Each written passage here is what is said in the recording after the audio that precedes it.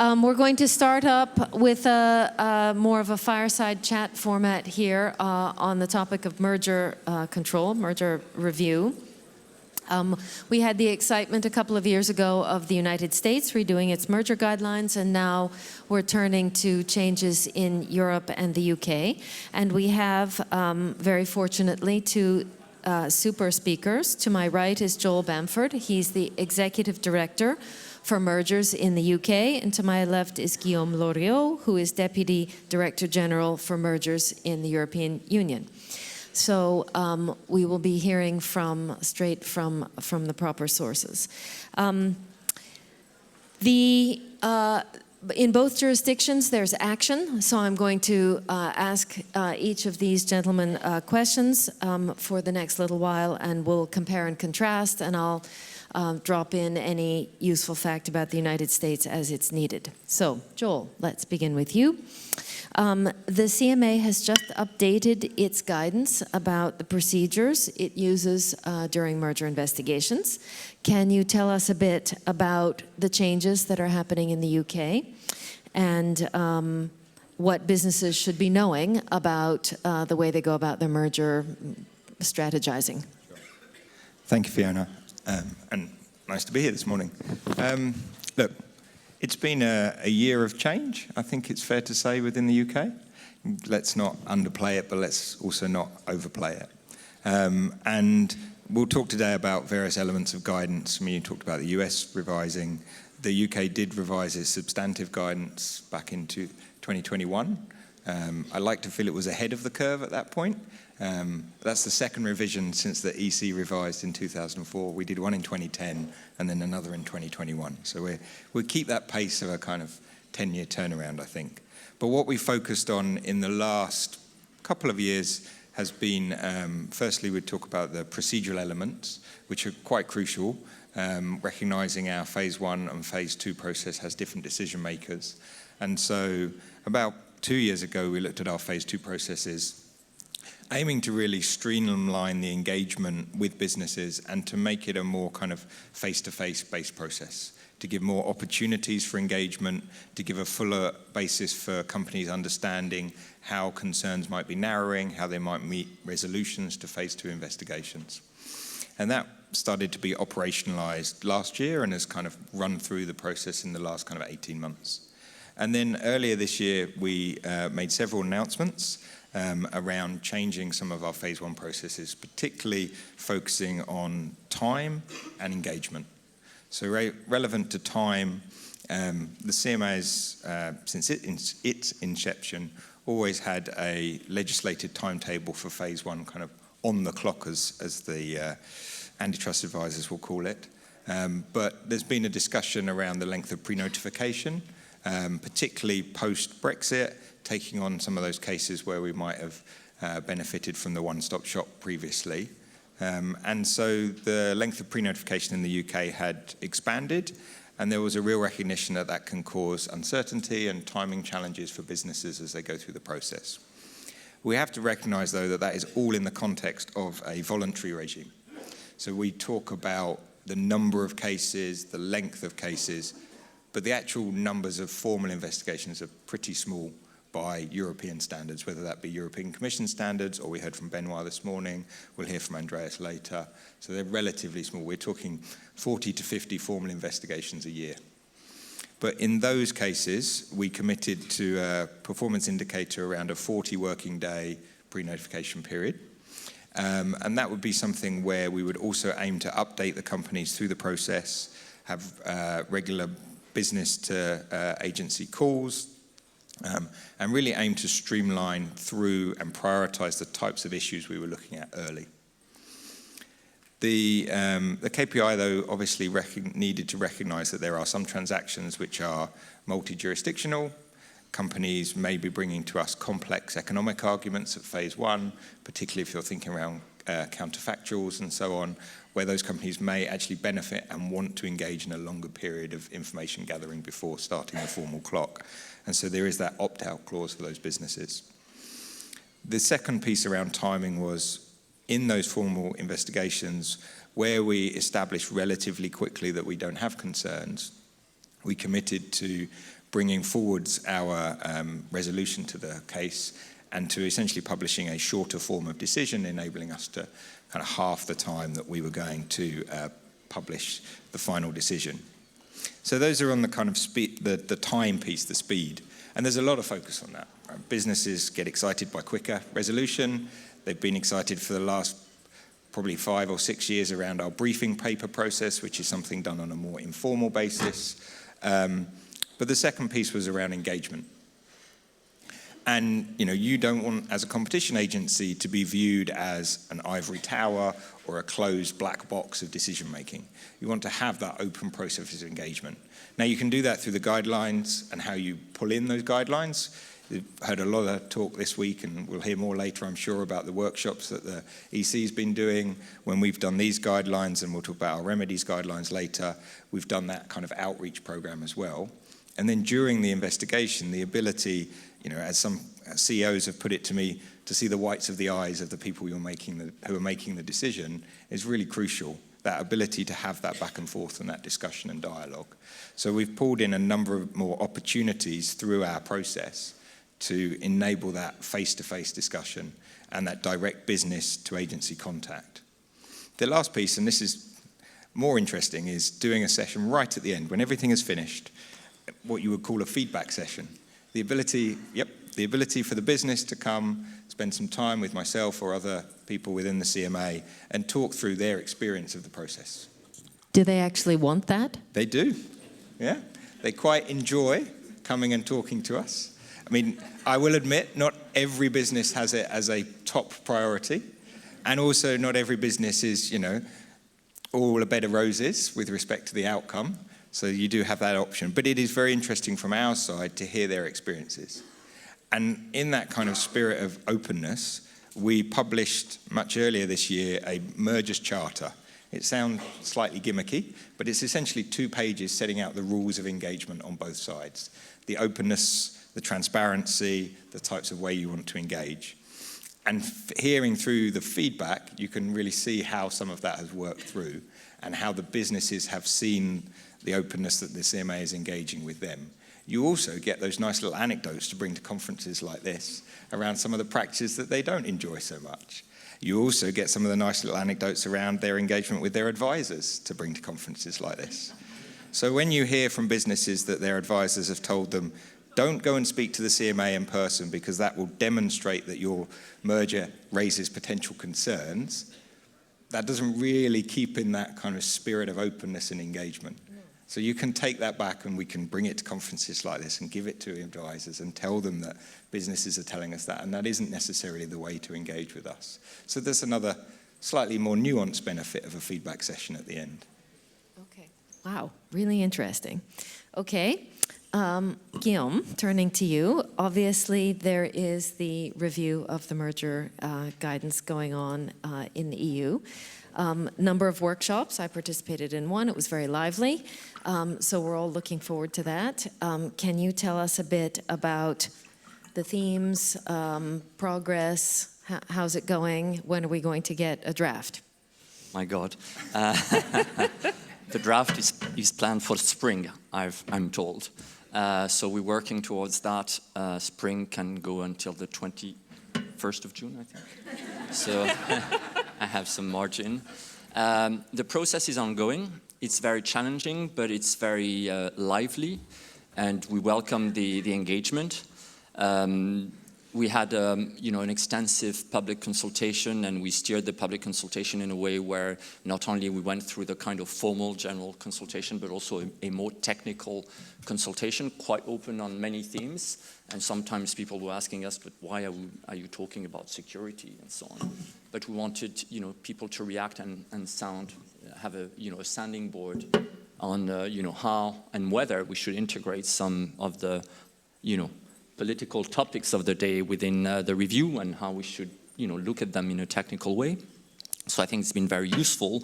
But what is more useful even after that is having workshops with you, Fiona, and other distinguished economists, but also I think last week we had what we called the first workshop with stakeholders on some of the key topics to listen to understand.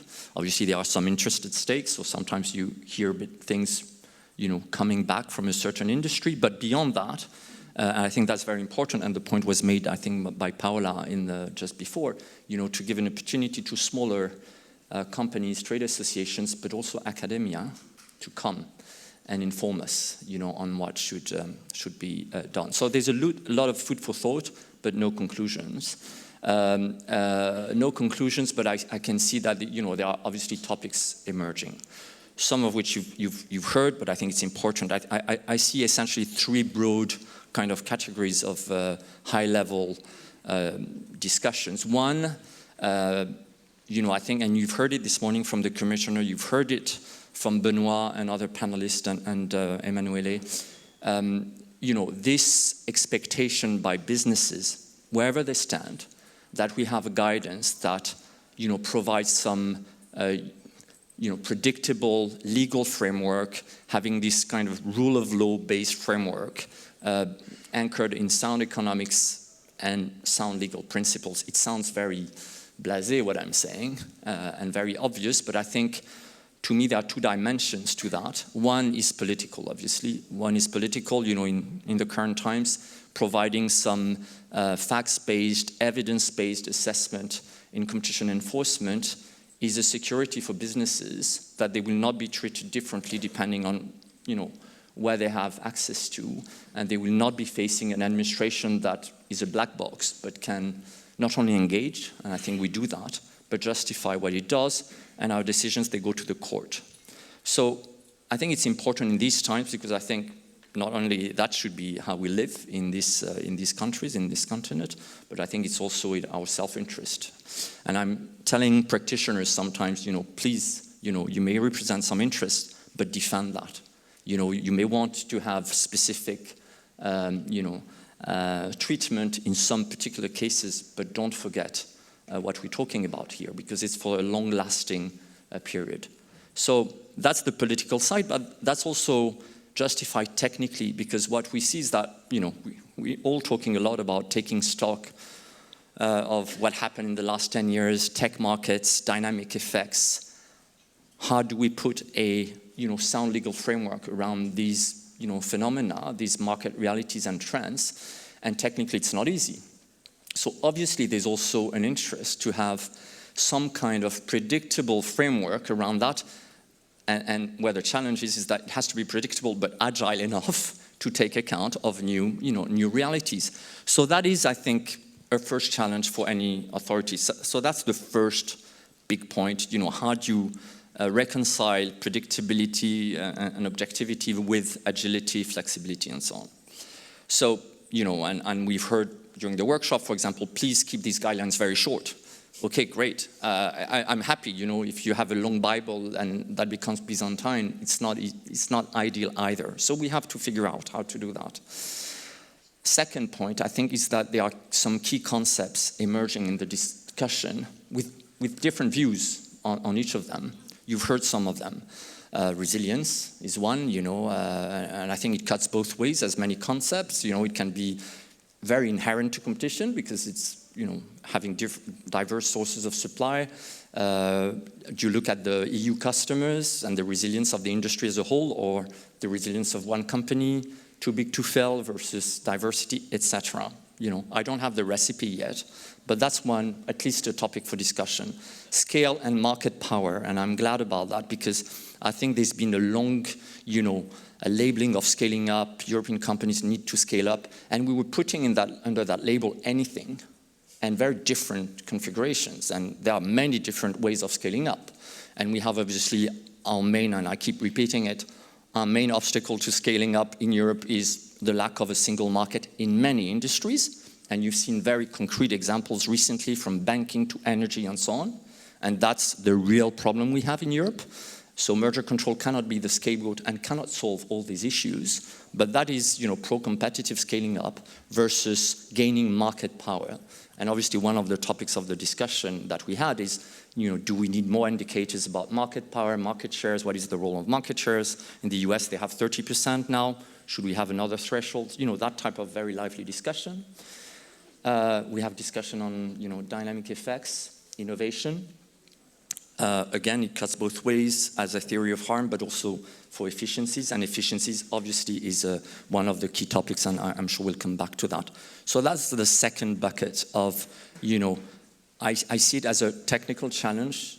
How do we frame these guidelines in a way that they can be long-lasting to address the questions on how a competition authority would address these issues, whether it should address these issues in its decisions. And then the third, I think, point and chapter that I want to emphasize, because no one talks about it, but some academia have, notably during the workshop, is to say, well, price competition still matters.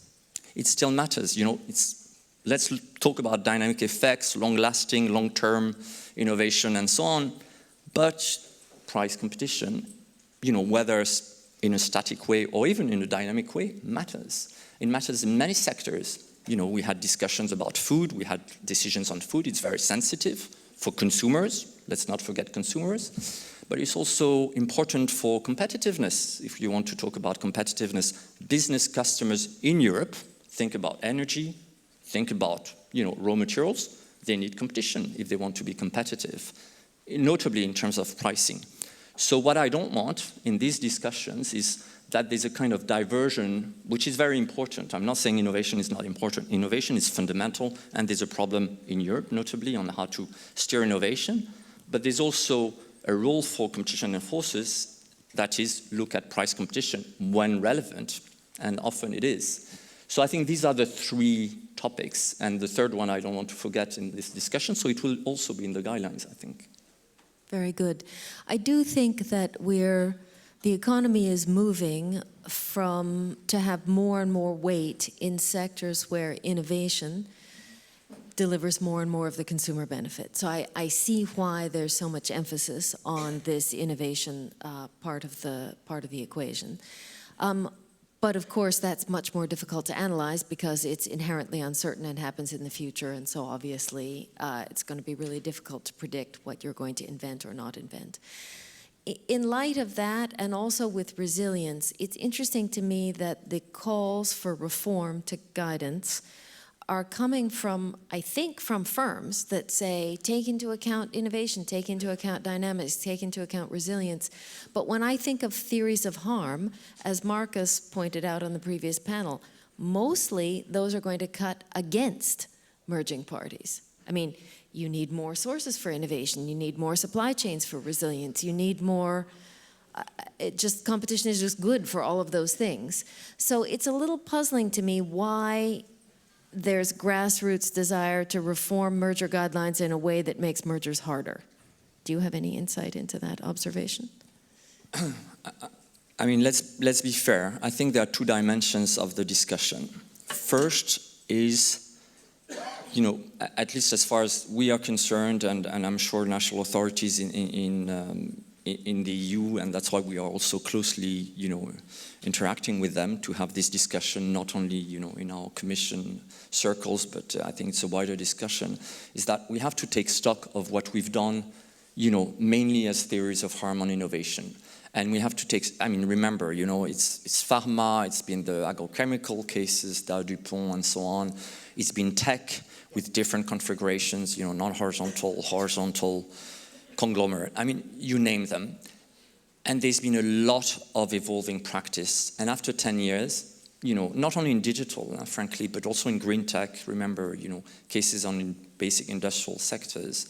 So there is a legitimate expectation that codifying, but that we take stock and we frame a bit, what may be problematic or not. Yeah, and learn from the past. And learn from the past and engage on that, at least to provide some level of predictability with the necessary flexibility. And what is fair as well, I remember the discussion on 22, is that there was a lot of uncertainty on, whether every acquisition would be a problem and so on. So I think we have to the extent possible, not throwing the baby with the bathwater, but provide some certainty. And I think that's the idea also of the commissioner when she mentioned innovation shield. The other side of the coin is sometimes you call it safe harbor or so on, but there are cases that are unproblematic a priori from that perspective. If we can provide some guidance there, we will, and that's the intention. And I think it's useful. It's not only startups, but it's when a target is very innovative, are the cases we are more likely to look at than others. And we have some experience. We've looked at hundreds of cases in the 22 contexts, and we picked up a few. So I think if we can provide a service there, we will. The other side of the coin, and I think that's a bit the question, and that's the Draghi report, the discussion, this perception that some mergers might be pro-competitive on the innovation aspects. They lead to dynamic efficiencies, whatever you mean by that, but we'll have a study. But I think there's a lot of legitimate engagement on that issue. But obviously the point is to find technically I think it's challenging. Mm-hmm. So if you have a recipe, tell me. But we have a discussion to have on dynamic efficiencies while avoiding the speculation trap, which is obviously great. We will do that in 10 years. And I've always said, there are different challenges. The trade-offs, how do you balance innovation, expected innovation versus competition harms that you may have found. And again, I've rarely seen, this example. So we need to make these trade-offs, short-term, long-term, etc. But there's also the type of evidence that we expect to have. And giving guidance on the type of concrete evidence that we can reasonably expect to make a reasonable choice, a balance of probabilities, that's a discussion also, the standard of proof, I think is fair enough. Whether we'll achieve that, at least we'll try. And I think it's fair. But again, it's not that, all of a sudden one should expect a kind of efficiency washing and that, because I invoke some innovation and no, we'll have to work on what type of incentives we can demonstrate happening now for an outcome that may be uncertain. And that's always what I say, that, competition is about, making sure that the innovation race takes place, even if you don't know who will win. Like in the Olympics, you have the race, 8 runners, and you don't know who will win, and you want to preserve that type of competition. So that is our mandate, but again, without falling into the trap where, people come with promises that, in fact, will not preserve competition. So these are I think, the challenges. I agree. A great list.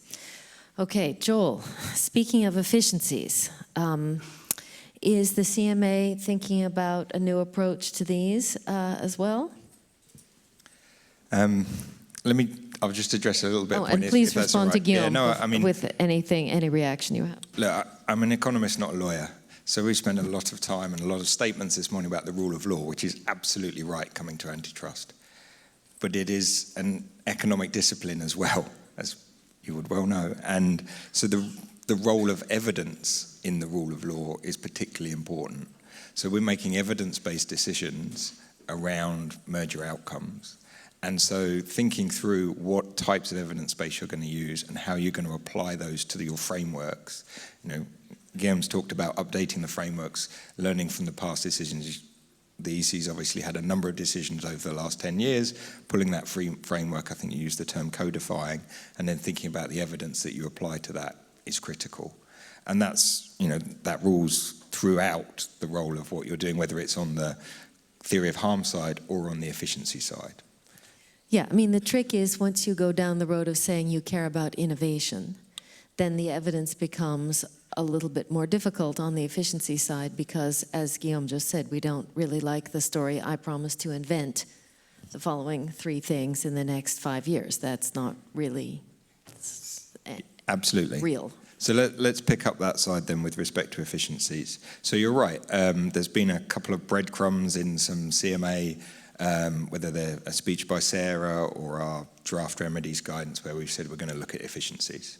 So during our consultation on remedies over the last kind of 8-9 months, we've heard a lot about efficiencies. We've heard a lot from economics firms about efficiencies and about how you can apply them in the lens of a remedy, but then actually going back to the substantive assessment and framework. So we do plan in the new year to launch a review of our approach to efficiencies within the UK and within the CMA. So we'll go live with a call for evidence to begin with. We obviously have a number of pieces of evidence that have been brought to us, and we've looked at things through various cases as well. And then I think at the moment our current thinking is to focus on 3 key substantive issues. So the first is that framework for assessment, focusing on the elements around efficiencies being rivalry enhancing, timely, likely, sufficient, if we're talking about offsetting efficiencies, and the merger specificity. But all of that is wrapped up in the idea that they bring benefits to UK customers or consumers. That is the purpose of the efficiency at the end of the day. The second, you take that framework, what, to this point we've just been raising, what evidence base can you apply to that? So what types of evidence are available to companies? How can they think about, how do they already think about efficiencies? I think from my perspective, I've done a lot of outreach over the last year with a range of different stakeholders outside of what you might call the classic antitrust knitting circle. You know, going into talking to investment firms, venture capitalists, private equity, and firms from all different backgrounds, to the point Guillaume was raising and others have raised about not just listening to those with the loudest voices, but seeing if you can seek out and draw in those other voices. And there they've talked about the types of work they actually do within the company to think about whether it's innovation or other types of efficiencies. And so what can we learn from that, and how can we bring that into our evidence into our framework? And then the last is very much to the point that Guillaume's talking about, which is dynamic efficiencies in innovation. So when we did our update to our substantive guidelines in 2021, there is a specific section around dynamic competition. You know, it's focusing on network effects, it focuses on multi-sided platforms, and it talks about innovation and the extent of innovation, and to Guillaume's point, how do you keep the race alive? Now, you can set a race. You can also look at the form of the runners in the race to think about how they've done historically and where they might perform in the future. So thinking about what types of evidence you can bring into that understanding of the race is important. Yeah. Can I just interject with a question there? That seems quite risky to me, because then you're in the business of a government deciding which corporations it thinks are best and therefore should be allowed into the race. And isn't that quite hard to do? So I'm not talking about setting the outcome of the race before it's taken place. I think what you are aiming to do is to preserve the race as an opportunity. We're talking about enabling companies to compete, rather than, as you would quite rightly advise against, setting the rules such that this company will win because of this outcome. But you are able to understand the ability of companies to compete by looking at their history and their plans going forwards. And then I think the last point with respect to efficiencies is we hear a lot about when you engage with that discussion through a kind of life of an investigation. And I think it's fair to say that a lot of companies feel that efficiencies are kind of tacked on at the end. They're an extra piece, and they don't necessarily receive the same in-depth investigation that you would put into a theory of harm, for example. And so whether you get that balance right and how you can do that, I think the challenge we have, and Guillaume's used the term innovation washing. I've heard others use investment washing, growth washing. I mean, literally you can wash anything. And the idea that your merger is going to be washed clean by something like that is something you need to proactively think about, because what you don't want to do is to essentially set the parameters that people bring things that aren't going to be evidence and aren't going to be relevant to your assessment. So on that last point, so the CMA is considering taking on the burden itself of evaluating efficiencies? Because normally we would think that the merging parties are both the ones with the information and the incentive to bring that forward, analyze it, do the quantitative work, bring it to the authority, and the authority gets to sit back to a certain extent and consume that, obviously scrutinize it and evaluate it, but is not really responsible in the first instance for coming up with it. So what's the CMA's stance on that? So I think you're right that it is not for the CMA to invent a merger efficiency section. Absolutely. We would not seem best placed to do that. It should be for the companies themselves to understand their business. What I'm more talking about is this idea that they are just a late stage part of an investigation. And so how can you more front load a discussion about efficiencies? And how can you think about them in the context of the innovation theory of harm, for example, or other elements of your assessment? So not about the CMA being the efficiency driver, but how can we think about them earlier on? Okay, very good. Did you want to respond, Guillaume, to any of that? I think there's one point, I mean, there are several points that we share. First, I mean, another comment that has been coming, from the consultation is really about the operational enforcement. So I don't think the principles of, timeliness, verifiability, merger specificity, consumer benefit that we may want to discuss, how we interpret that, is fundamentally put into question when we hear the criticism. The criticism is rather that we don't engage on that enough or early enough. We've heard that. I've said it several times. I think we have to be ready to engage. Engaging doesn't mean accepting. Right. Let's be very clear. It's like cases where you have problems. Sometimes you engage on potential remedies in parallel on a no prejudice basis, which is much, further, much problematic. I think on efficiencies we have to do our homework. We're ready to engage, but again, on the basis of very, solid evidence.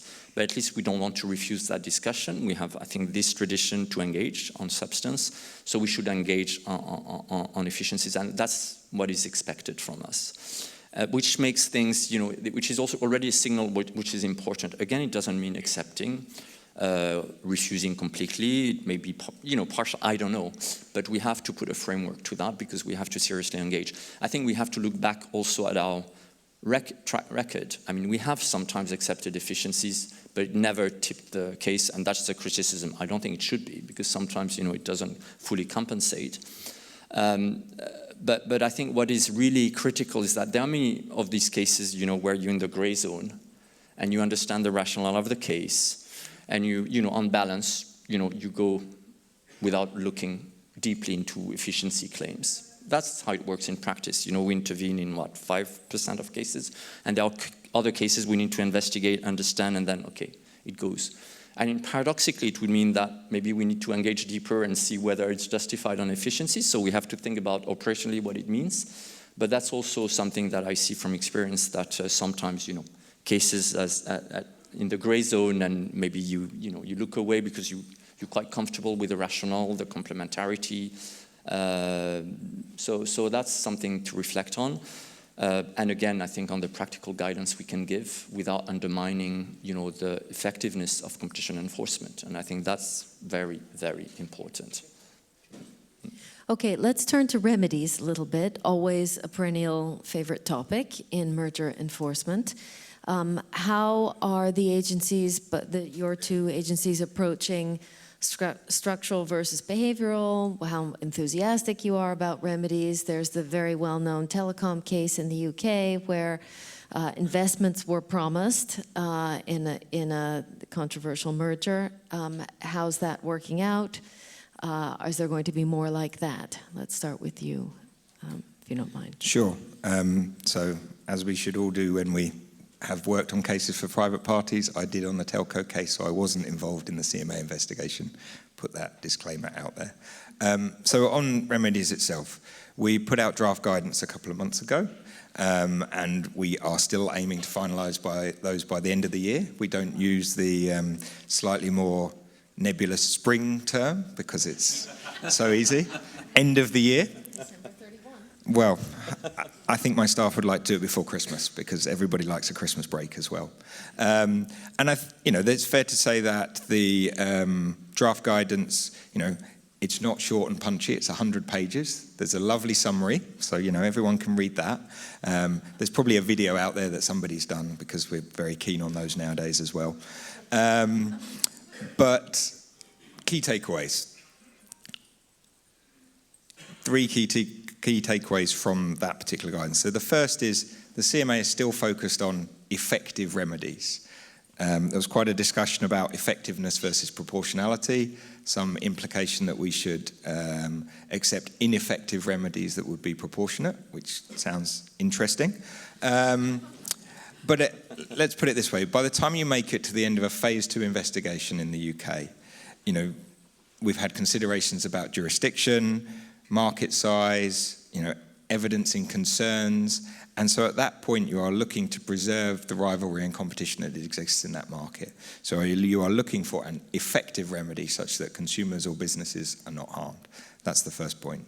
The second point, and this is interesting because This is where reading LinkedIn commentary or podcasts or various other elements, you never quite get the sense of how much of that 100 pages have people read versus what did the AI summary give you. And I think in this term, with respect to behavioural remedies, there has been a move in our stance on behavioural remedies. That is absolutely right. So it's fair to say that we have increased the size of the envelope of what we consider to be effective remedies. But we still have a preference for structural remedies over behavioural, recognising the risks that can occur with behavioural remedies. We are open, though, to behavioural remedies both at phase 1 and phase 2, where they can mitigate those risks and they have a clear opportunity to be effective.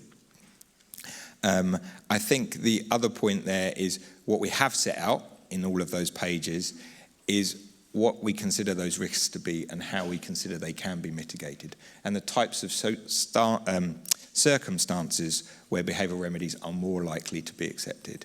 And the reason I talk about the tongue-in-cheek commentary is there's a lot of talk about the CMA going soft, there's a lot of talk about the CMA diverging from Europe on things like remedies, and I'll talk about the telcos in a second. But with respect to those principles of effective remedies and that structural behavioural element, I actually see a lot of consistency between our guidelines and the practice of the EC over the last decade. So let's turn to the telco outcome. That section within our guidance is termed supporting pro-competitive effectiveness and customer benefits. And it has been, and you use the term, an investment remedy. Let's be clear, we are not going to be accepting investment remedies in the scope of this investment washing type approach. You can't promise to invest in something if competition continues to be harmed. That is not going to be an effective remedy. So why did the independent group and the team work through this remedy on the telco side? I've also heard that it was an efficiencies outcome on substance. Let's be clear again, the group found a substantive concern with respect to the merger, including the timely, likely and sufficiency of those efficiencies. So what the remedy aims to do is to lock in the investment plans which drive the efficiencies, which drive the pro-competitive environment and the rivalry by working both the CMA, we have a sectoral regulator in Ofcom, part of the remedy comes into the licensing agreement for the parties as well. They do then have investment plans, so that's where the investment piece gets pulled out in infrastructure to ensure that you actually get that pro-competitive nature going forwards. And it's fair to say that where you can use a remedy effectively, where some of those circumstances enable you to monitor it, to enforce it, then there is the potential for a remedy to ensure that the efficiencies actually take place.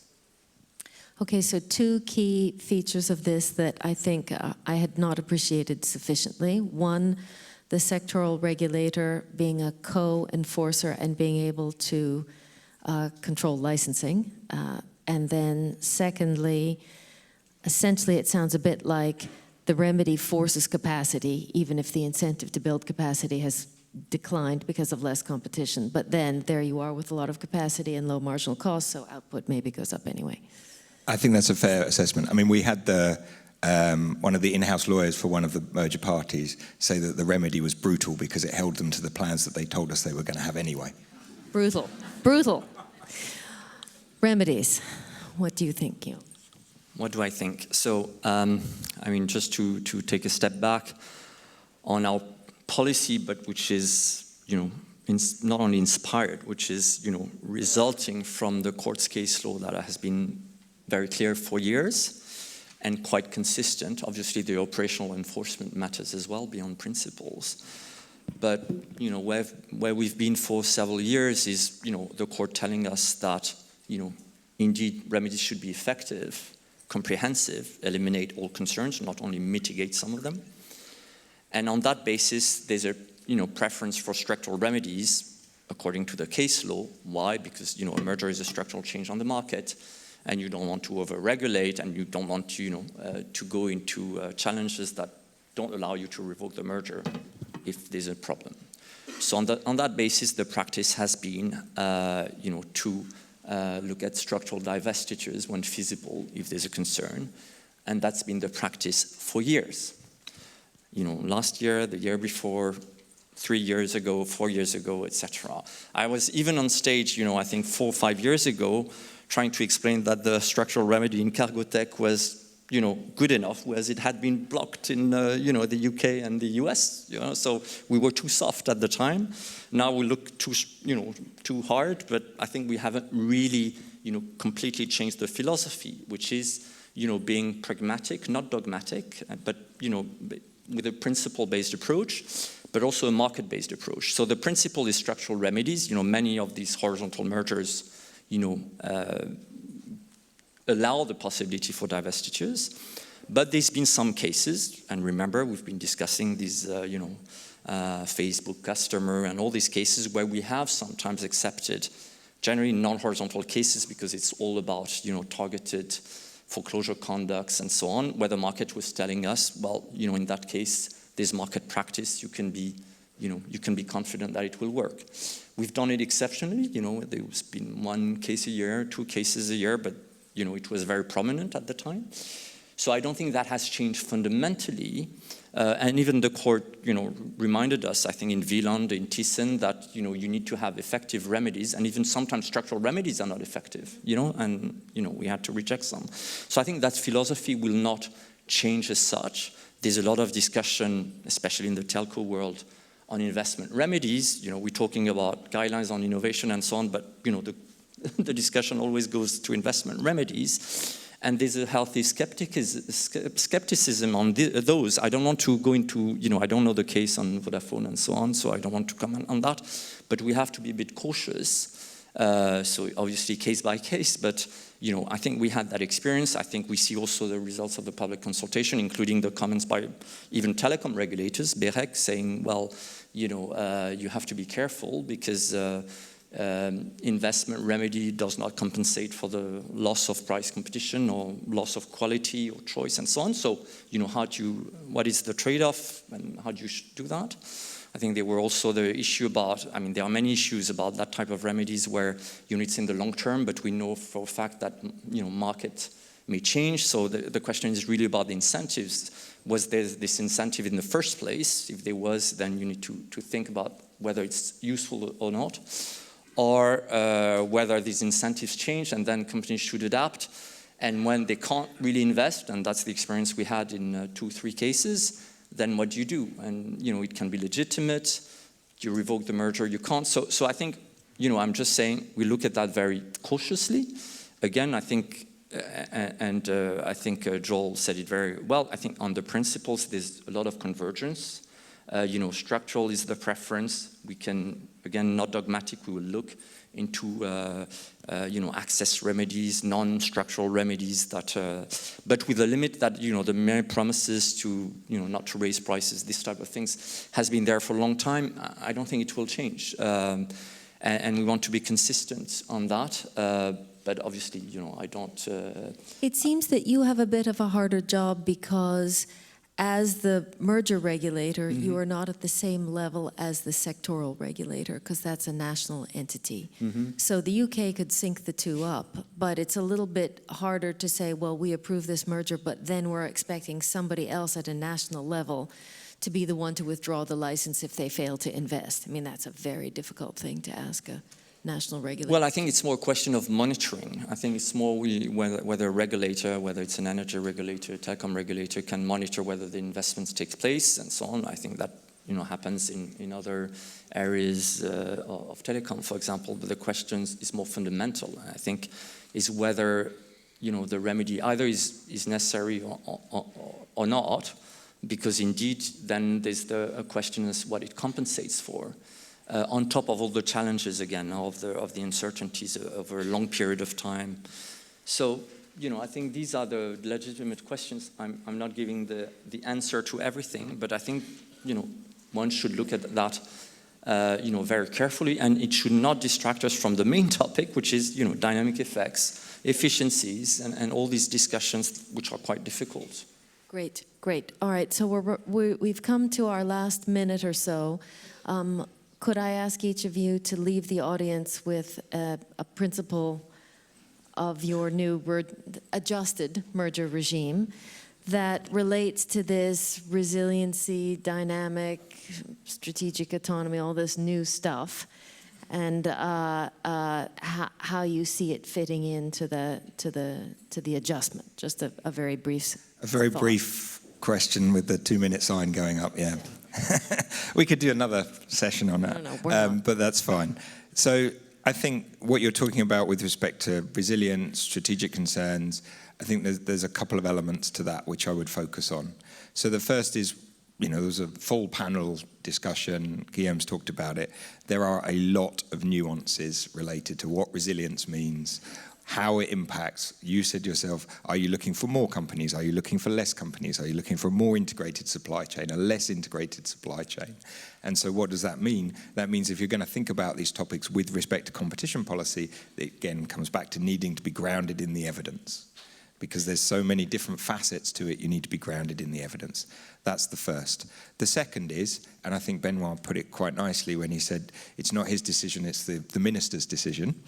There are elements related to industrial strategy, related to resilience, related to security of supply, which are outside of a competition framework. Mm-hmm. And it is best for those who are governing to make those decisions rather than trying to shoehorn them into a competition framework. And take responsibility for them. Prices will go up, but it's worth it because, and then you let them fill that. And I mean, the UK has a public interest test. When we had the global financial crisis, we had a bank merger that was approved by our minister. The competition authority said this will be detrimental to competition, and the minister took the decision in a transparent way. Very good. And you? You want me to comment on what? On resilience? No, just an overall gestalt or thought about how all this resilience and these other issues will fit into the new guidelines. Well, I mean, just to second what Joel said, and many of you, I mean, there are different dimensions of resilience, and I think it's like for every concept, there are those, sometimes it's relevant for competition assessment because it's a market reality. I think some of you mentioned, I don't know what was the term exactly. I tried to note it, but the fact that we start having dependencies on suppliers, but also that the world trade is shrinking at a time where some people call for global markets definitions. In fact, the markets are shrinking, which is a pity. But obviously that creates a challenge in terms of, it's a reality, it's a market reality. So how do you take that into account in your competition assessment? Obviously it's a reality, you have to take it into account. It can cut both ways, obviously, because for business customers, sometimes, they come and may complain that they will be foreclosed because if there's a supply shock, they will depend on one. So the counterfactual, that's the point you made, I think, in one of our seminars, the counterfactual paradoxically becomes even stricter than a normal counterfactual where you can expect having different sources of supply across the world. So that's one of the paradoxes, is that markets may be shrinking, sources of supply maybe, if you take the bad counterfactual, maybe even fewer. So does it cut in favor of the merger? It depends. So I don't want to prejudge, but I think that dimension of resilience is a bit overlooked. There's the other dimension of resilience that Joel mentioned, which is very important. It's about public security. And obviously, in Europe, we don't have CFIUS. Unfortunately, it's not at European level, it's at national level. So, member states can block mergers that are otherwise pro-competitive or neutral on grounds of public security. That's a dimension of resilience, obviously, and that's something that we've said consistently. This concept shouldn't be misused in order to restrict mergers that are otherwise, pro-competitive. Even some of them we've approved, with or without remedies, and they are blocked even, amongst EU companies, which is really, I think, the real topic of the day. Is it really about resilience or is it about protectionism, which is the trap that I think many may fall into in those days. Someone evoked the 30s, and that's exactly the trap. We should enhance the single market to have pro-competitive scale, to make sure that companies can compete and expand, have access to finance, And the risk is that we fall into the trap where resilience, public security, is used and misused to prevent those, otherwise neutral mergers. I think everyone should be vocal about that, not only, a few officials. And I think that's also a topic for resilience that is very relevant today. Very good. Thank you both very much. This was a fantastic discussion. Much appreciated.